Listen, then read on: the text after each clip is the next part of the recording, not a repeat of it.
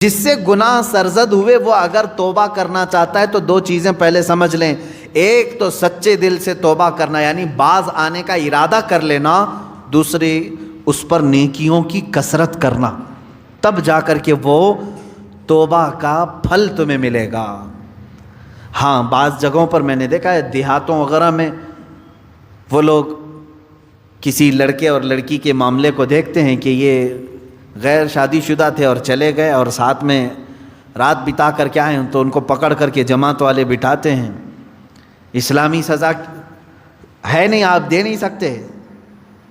اور بعض دیہاتوں میں نے دیکھا ہے کہ جھاڑو لے کر کے اس کو مارتے ہیں یا ٹاول کو لپیٹ کر کے اس کو مارتے ہیں. یہ مذاق کر رہے ہو اسلامی نظام کا؟ مذاق ہے اسلامی نظام کا؟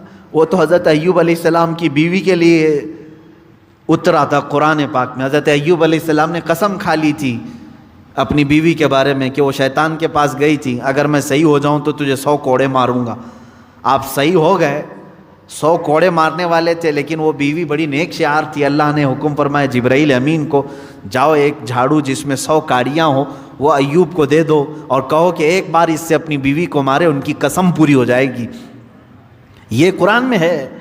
وہ ایوب علیہ السلام کی بیوی کے لیے یہ بات اتری تھی. تو میں نے کسی گاؤں کے متولی صاحب کے متعلق یہ سنا کہ وہ بھی 100 کاڑیوں کی جھاڑو لے کر کے اس لڑکے کو مارتے ہیں جو لڑکی کو بھگا لے جاتا ہے، اور کہتے ہیں 100 کوڑوں کے برابر ہو گیا. اور اگر 100 کوڑے مارو گے تو پھر اگلا دن آپ کے کوڑے پڑنے کا آ جائے گا. یہاں نہیں مار سکتے.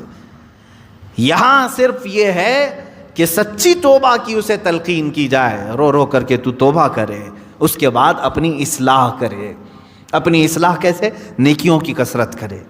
پہلے نماز کم پڑھتا تھا تو اب زیادہ کر لیں، نفل نہیں تھے تو نوافل کی زیادہ تعداد کر لیں، درود مبارکہ آیت کریمہ کا ورد زیادہ کرے. یوں ہی سمجھ لیں کہ بیماری کے بعد جب آدمی اٹھتا ہے تو اسے ٹونک لینی پڑتی ہے، اچھی غذا دینی پڑتی ہے تاکہ اس کی جو گری ہوئی صحت ہے وہ جلدی صحیح ہو جائے. گناہ کرنے کے بعد بندے کی روح اسی طرح بیمار ہوتی ہے. توبہ کے بعد اسے ٹونک دینے کے لیے نیکیوں کی کثرت ضروری ہے، وہ نوافل کی کثرت کرے. نمبر 3 وَاعْتَصَمُوا بِاللَّهِ، اللہ کی رسی مضبوطی سے تھام لے. یہ اللہ کی رسی ہے کیا؟ اس پر ہی بہت گھنٹوں تفسیر ہو جائے گی. یہ قرآن پاک میں گزر وَاعْتَصَمُوا بِحَبْلِ اللَّهِ، چوتھے پارے میں یہ آیت گزر چکی ہے. اور یہاں اللہ نے فرمایا وَاعْتَصَمُوا بِاللَّهِ، اللہ کی رسی مضبوطی سے پکڑ لو. اللہ کی رسی کیا ہے؟ آسمان سے کوئی چیز لٹک رہی ہے کہ اس کو پکڑ کر کے جھولتا رہے گا، چھوڑے گا نہیں.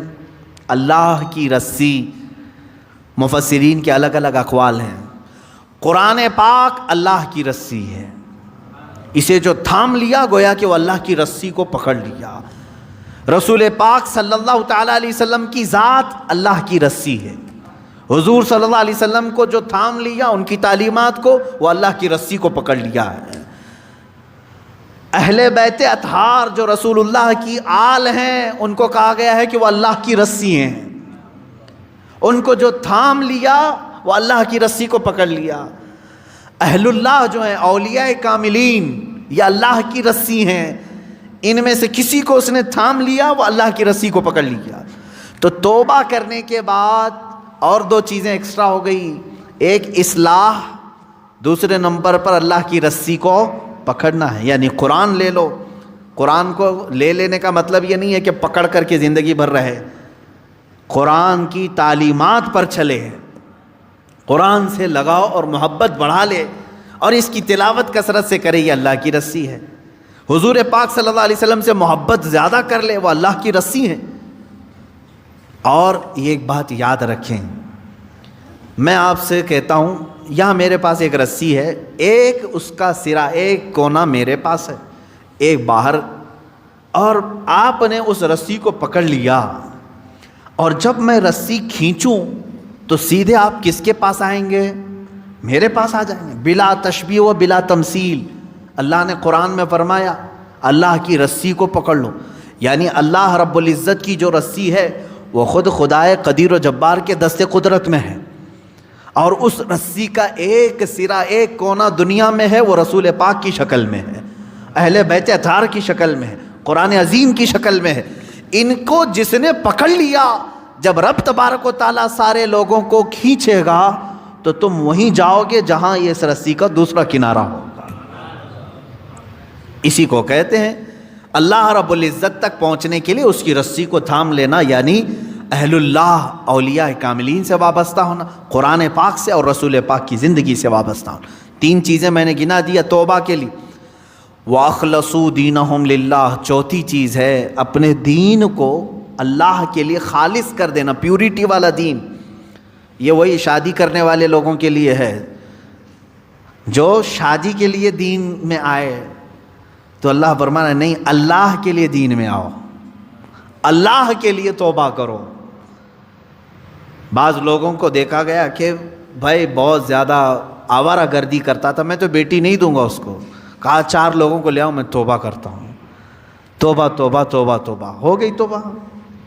اس کے بعد اس کی بیٹی کو لینے کے لیے تم نے 4 لوگوں کے پاس توبہ کیا. میرے عزیزو، اب توبہ کے اصول آپ سیکھ لو. اس نے توبہ کس کے لیے کیا؟ ایک خاتون کے لیے.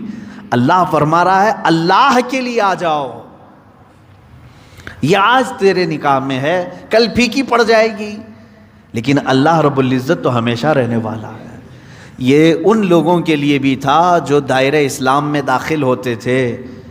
جیسے ہجرت کے متعلق حضور صلی اللہ علیہ وسلم نے فرمایا جس نے اللہ اور اس کے رسول کے لیے ہجرت کی اس کا ثواب بے حساب ہے. ہجرت کا مطلب ایک وطن چھوڑ کر کے دوسرے وطن گئے. جیسے مکہ چھوڑ کر کے صحابہ مدینے گئے تھے، کس کے لیے گئے تھے؟ اللہ اور اس کے رسول کی محبت میں گئے تھے. ایک صحابی جو ہے وہ مکہ سے نکلے، ان کی منگنی ہوئی تھی مدینے کی لڑکی سے. مدینے کی ایک لڑکی سے ان کی منگنی ہوئی تھی. وہ سفر کر کے آ گئے. انہوں نے سوچا شادی بھی ہو جائے گی، ہجرت بھی ہو جائے گی، ثواب کا ثواب ہے، گھر کا گھر بھی ہے. شادی ان کی مدینے میں ہونی تھی، سسرال مدینے میں، اور مکہ سے ان کو ہجرت کرنے کا ثواب بھی لینا تھا. لیکن وہ ہجرت کر کے آئے، تب اللہ کے نبی صلی اللہ علیہ وسلم نے یہ حدیث بیان فرمائی جس کی ہجرت جس غرض سے ہوئی اسی غرض میں مانی جائے گی. جو اللہ اور رسول کے لیے ہجرت کر کے آئے تھے اس کا ثواب بے حساب ہے، اور جو شادی کے لیے ہجرت کر کے آئے تھے تو یہ شادی کا ہی مانا جائے گا. یہ شادی کا. بعض لوگ ہجرت کر کے مائگریٹ کر کے دوسری کنٹریز میں آج گئے ہوئے ہیں، وہ اپنی روزی روٹی کے لیے گئے ہوئے ہیں. اس ہجرت کا ثواب نہیں ہے. اپنے دین کی حفاظت کے لیے اور اللہ کی رضا کے لیے اگر کوئی ہجرت کیا ہے تو اس کا ثواب ہے، بہت بڑا ثواب ہے. مثال کے طور پر برما کے لوگ جو ہجرت کی ہیں ان کے اوپر آفتیں تھیں، مصیبتیں تھیں، اور ان کے اوپر دین تنگ کر دیا گیا تھا، اور وہ وہاں سے گھر چھوڑ کر کے ہجرت کر کے اگر کسی دارالاسلام میں گئے ہیں تو ان کو وہی ہجرت کا ثواب ہوگا جو صحابہ نے ہجرت کی تھی. یہ ثواب ہے کیونکہ وہ اپنے دین کی حفاظت کے لیے ہجرت کیے تھے. اس بات کو سمجھیں. 4 چیزیں یہاں پر بیان ہوئی ہیں توبہ کے متعلق. جو لوگ ایمان والوں کے ساتھ اٹھایا جانا اپنے آپ کو پسند کرتے ہیں، وہ سب سے پہلی چیز اپنی پرانی چیزوں سے، نفاق تھا یا کفر تھا یا بھیانک گناہ تھے، پہلی چیز توبہ کرے. دوسری چیز اصلاح کرے، یعنی جو ڈیمیج ہوا تھا اس کو صحیح کرے. کیسے؟ نیکیوں سے، نمازوں سے، تسبیحات سے. نمبر 3 اللہ کی رسی کو پکڑ لے. یہ نہیں کہ خالی تو مسجد میں بیٹھ گیا اور یہ سوچا مجھے کسی کی ضرورت نہیں، کسی پیر فقیر کی ضرورت نہیں. بولتے ہیں نا بعض لوگ میرا دین کامل ہے، کسی پیر اس طرح کے جملے لوگ اپنے ماڈرنزم کو بتانا چاہتے ہیں کہ ہم اہل اللہ کے قریب نہیں جانا چاہتے، اللہ والوں کی ہمیں کوئی حاجت نہیں. جبکہ قرآن کہہ رہا ہے کونوا مع الصادقین، تم اللہ کے سچے بندوں کے ساتھ رہو. اگر تمہاری ضرورت نہیں تھی تو اللہ نہیں فرماتا کہ ان بندوں کے ساتھ رہو. یہ اللہ کی رسی ہے، ان کی صحبت میں اپنا وقت گزارو، ان کی تعلیمات میں اپنا وقت گزارو. نمبر 4 ہے اپنے دین کو خالص کر لینا، پیورٹی. یعنی توبہ کیا ہے تو کسی دنیاوی غرض سے نہیں بلکہ اللہ کو راضی کرنے کے لیے.